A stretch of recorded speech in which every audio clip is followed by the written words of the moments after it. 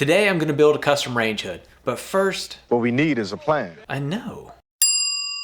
I got plans, and you can grab them too in the link below. Now that we've got the plans sorted out, I'm going to walk you through step by step how I built this range hood. And don't miss the last minute design change that could have saved my client so much money.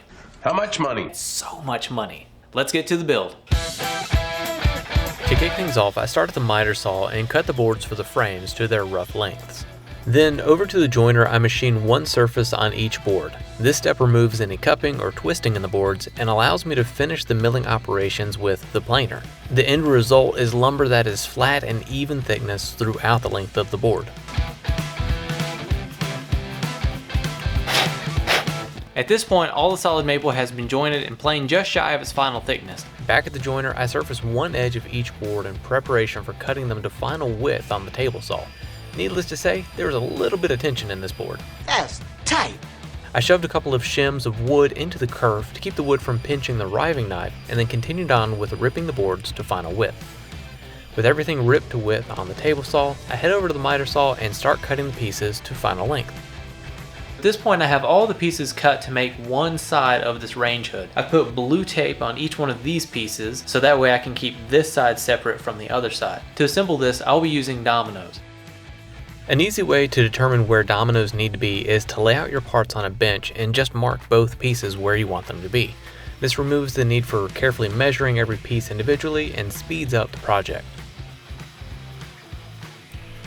When it comes to assembly, I think through the sequence before I add glue to the equation.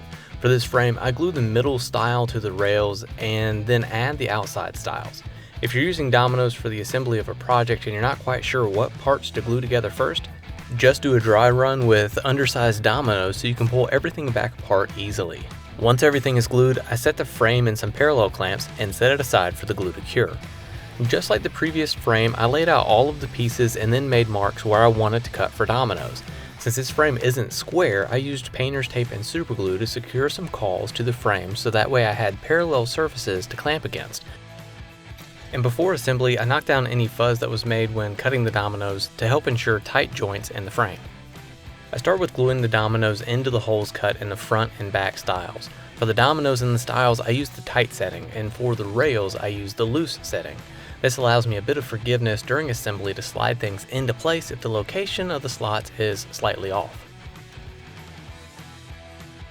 I grab a couple of heavy-duty trigger clamps and make sure that everything stays aligned during the glue up. If you've ever tried to clamp something that is at an angle, you've probably had to slide out of position. To prevent that, I use some painter's tape and some Starbond medium CA glue to hold a couple of clamping cawls into place. This allows me to have good clamping pressure without things sliding out of position. Next up, I grab a scrap piece of plywood to make a template for the curved portion on the front of this range hood. With my pattern drawn, I head over to the bandsaw and cut away much of the excess material, and then I cut the first arch. I then use a Polini pocket rule to transfer an offset line from the arch that I just cut, and I square up the ends of this piece at the miter saw before heading back to the bandsaw and cutting the second arch. With my template made, I transfer the pattern and mark for dominoes. Once the piece is cut to length, I cut the dominoes in this piece, and as you can see, I laid out this piece to have the arch tangent with the edge of the board so that the domino I cut in the arched section could be easily cut to the proper depth.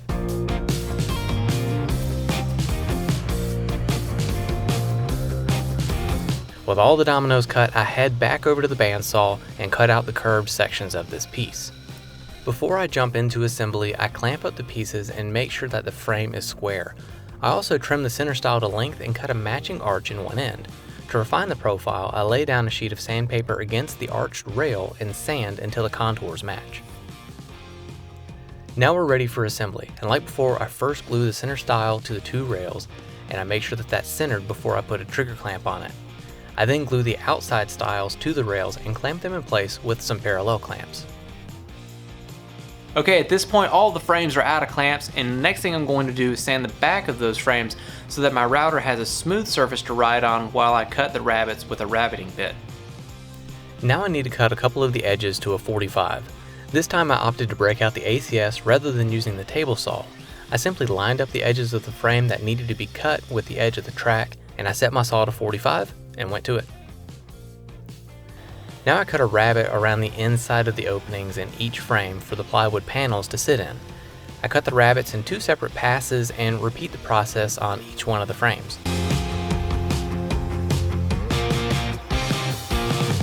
At this point, all of the frames had the rabbets cut out in them. And now the next thing I'm going to do is lay this down on the 1/4-inch maple face plywood, and I'm going to trace out the profile of each one of those panels. I'll then cut those, inset them, and we'll get on to some assembly. I laid out the panels with the orientation of the grain in mind. So I started with the top front frame with the top towards one end of the sheet, and then I laid out the bottom front panel directly below it. And I also made sure to label all of the pieces as I went. To cut out the panels, I again used the ACS since it's so easy to cut oddly shaped pieces. I just pushed the panels against the versa stops to make sure things were at 90 when I needed, or I just lined up the track with my cut line when cutting an angled piece. For the bottom front panel, I cut the curve on the bandsaw, and I wasn't too worried about the tear out on the back side of the piece since the edges would be covered by the rabbet. After all of the pieces were cut out, they got a little bit of attention from my Surf Prep sander, and I went up to 220 grit before I decided they were done. This glue up took a bit of planning and some quick work, so before I started, I grabbed all of the clamps I thought I'd need and had them close at hand. I also went ahead and clamped some squares in place at the front of the hood to keep the frame in position. The top frame was a bit more critical to position accurately since it had 3 angled surfaces that were being glued. However, with it in place and what seems like an absurd amount of clamps, everything came together nicely. After the glue cured overnight, I removed all of the clamps, which was much less stressful than the actual glue up. While I was clamping everything, I wasn't too concerned with glue squeeze out. The fastest way to clean up all of this was with my sander. I cut a couple pieces of 3/4-inch ply and solid maple 3 inches wide to make stretchers from. These will add rigidity to the hood and provide a place to mount it. The bottom stretcher is made from solid maple so that the finish is consistent with the front of the hood, while the other 2 stretchers are made from plywood. To hold all of the panels in place, I made some tabs from a piece of 3/4-inch plywood. I cut a notch out of the corner so that they have an L-shaped cross section. I then made a quick jig and drilled a series of countersunk holes along the strips. After this, at the miter saw, I set up a stop block and cut them all to length. Back again with the medium CA glue, I add a few drops in the rabbets to help hold the panels in place as I screw the tabs into position. I didn't really get too scientific with the placement of the tabs, but in general, I didn't go more than 10 inches before adding an additional tab. I needed to add some filler strips because we ended up mounting the insert a little higher in the hood than originally planned, and the mounting screws would have then only been running into the 1/4-inch panels. So here again, a little CA glue and accelerator came to save the day, along with these toy-sized Bessie trigger clamps. I never thought I'd use them as much as I do, but they're actually really handy to have. Now is the time to hold your breath, cross your fingers, and hope everything fits just right. Hey, see, I told you it'd fit.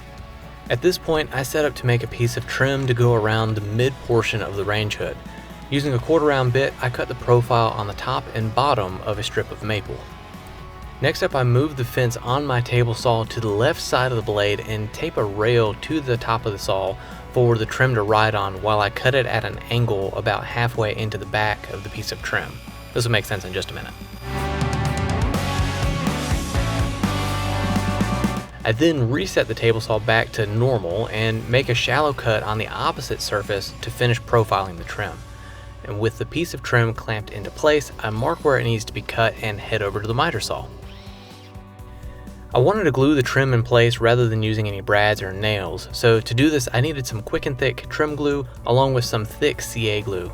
I had Kathleen give me a hand keeping one end of the trim flush with the right side and centered along the angle on the front of the hood. We used blue painter's tape to hold the piece in place while the glue dried.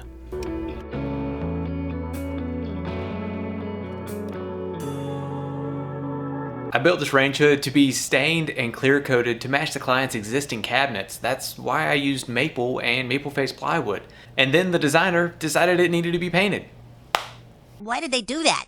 They did what? I know. I didn't film the installation of this because all you'd really see would be my leg sticking out of the bottom of the range hood while I stood on someone's oven. But the install is really easy. You just figure out where the studs are on the wall and run some 2.5 or 3-inch screws through those stretchers in the back into the studs, and you're good to go. Remember to grab those plans that I have linked in the description below if you want to build a range hood like this for yourself or a client. And until next time, have fun making something.